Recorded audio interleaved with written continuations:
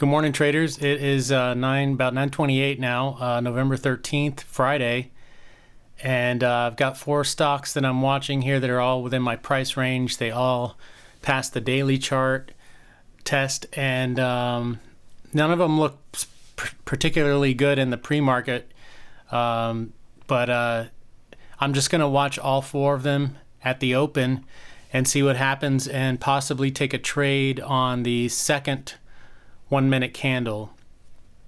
If the stock opens strong, or if it opens with a very small candle, that way my stop loss is small, and then I can take the break of the first 1 minute candle. Otherwise, there might be a 3-bar play at the open, but if there's a big sell-off like on all four of these stocks, then I could just wait it out and watch for a reversal play. So we got about 1 minute now to the bell. This is something new that I'm trying just for watching the open when I have like multiple stocks on watch, is I'm using the watch list view, and then you click over here for the grid to get these all to pop up instead of just a list of your stocks. I don't want to flip it now because it might change the way I have these zoomed in and out, but it gives you an actual chart view. And you can set it up, to look at 4 different stocks or 2 or more or whatever. So this is like a good way to, be able to watch a bunch of stocks at the open and not have to flip through your watch list on your trade screen. And then when it gets close to, since I'm trying to play the second candle possibly, when it gets about 15 seconds before the 9:31 candle starts to form, I'm going to switch back to my trade screen and try to enter a trade. So we'll see. It's tricky. So 5 seconds.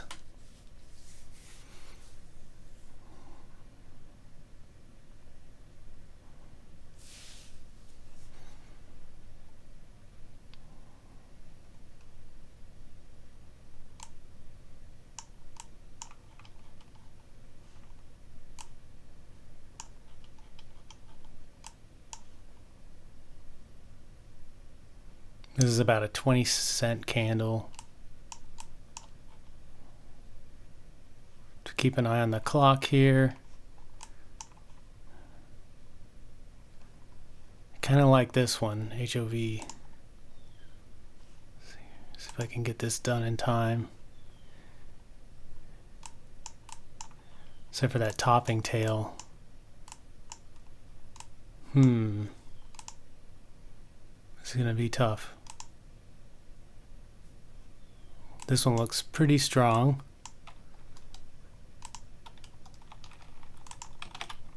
I'll try to get in here. Got to be careful. This thing may reverse.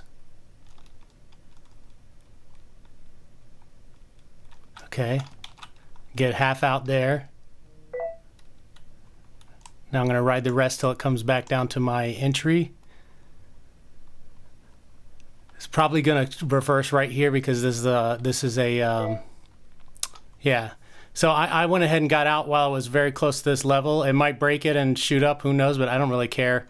It's a winning trade, and I had a feeling that it's going to sell off when it got to this level, so I just kind of trusted my instincts there and got out. So that was still a tricky trade. I didn't have time to put in my stop limit order. I was trying to play for the break of this candle, so I used my hotkeys.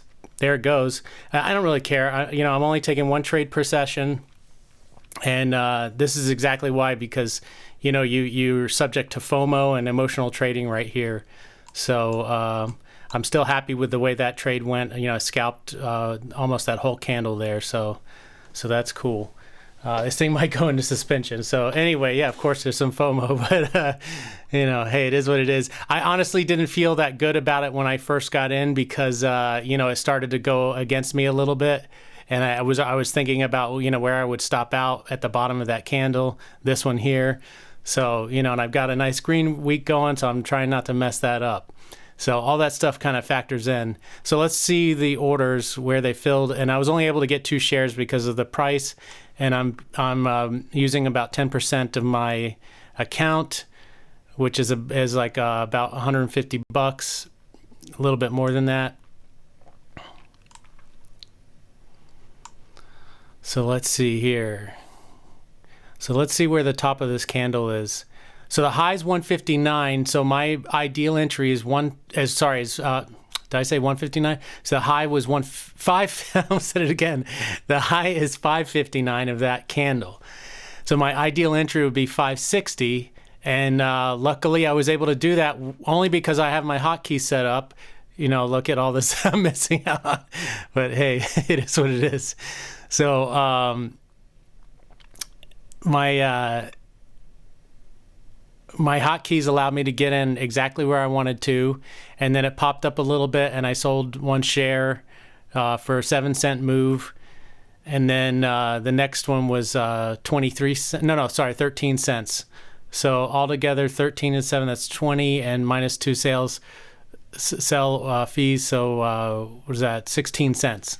So I made 16 cents. There's only 2 shares. Even if I was holding through all this, it wouldn't be that much money because I'm only holding 2 shares. And again, this is all practice. So so I'm adding. I don't have my spreadsheet up right now, but I'm adding to a week that's already green. It's over $3 something. So I'm adding to that. And I'm only trading with about $45 a day.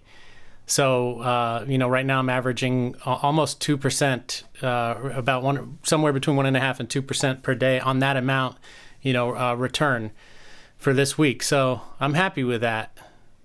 So anyway, I hope you guys are doing well. And if you were trading this, I hope you caught more of that move. I definitely was feeling a little squeamish the way it went down when I got in there, but you know what half of what it was I like to know exactly where my stop is before I get into a trade, and it was kind of tricky to do that on this one.